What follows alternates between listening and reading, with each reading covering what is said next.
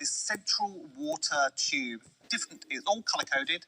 And then that goes down the centre of the black bit down the middle. There we go. So that when you then fill it up with a bit of soil, put in your first row of plants, then put in some more soil, then put in your next plants, and more, and keep on going.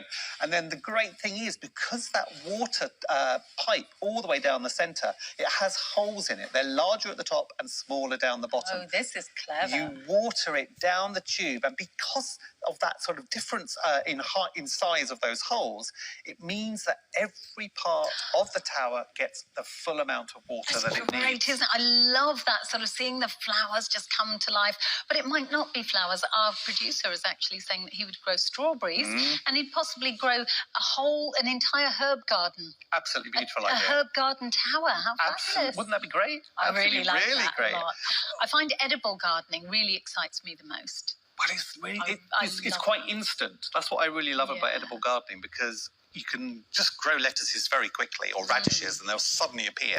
But also, with most sort of edibles like that, you can even eat the tiny little leaves that appear really, really young, and just add them to your salads. And there are flowers that are edible as well. You often see them on tops of chocolates, fancy chocolates and cakes and things. Absolutely. But remember, being black, it means you're not going to see it once it's covered in all of that glory, whether it is edibles or whether it's ornamentals.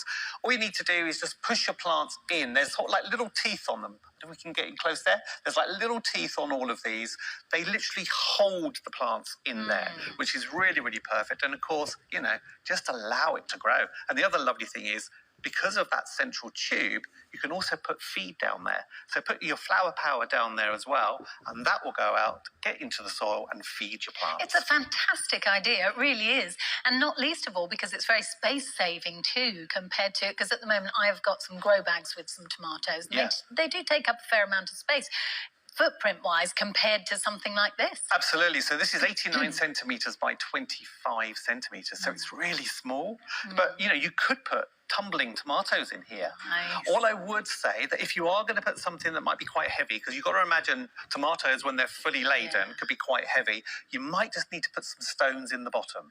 Right. But other than that, you'll be absolutely fine. And another little tip, when you're filling it with your compost, get like an old broom handle or something and just tamp it down as you add the compost. And that just makes it more solid, and the plants go in really well, and it holds the plants in.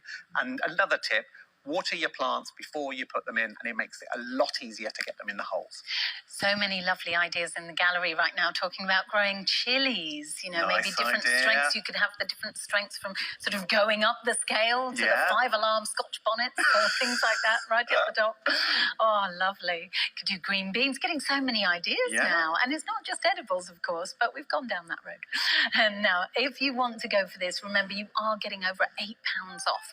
Now, these are coming your way very shortly. It is the Grumpy Gardener set of 2 gorgeous Barros planters. And we've got 2 different colour options. You get 2 in the same colour. The colours are stunning. I don't know how you would choose between the blue or the jade, which almost looks like a malachite green. It's a stunning colour. We'll be back with those and more very shortly.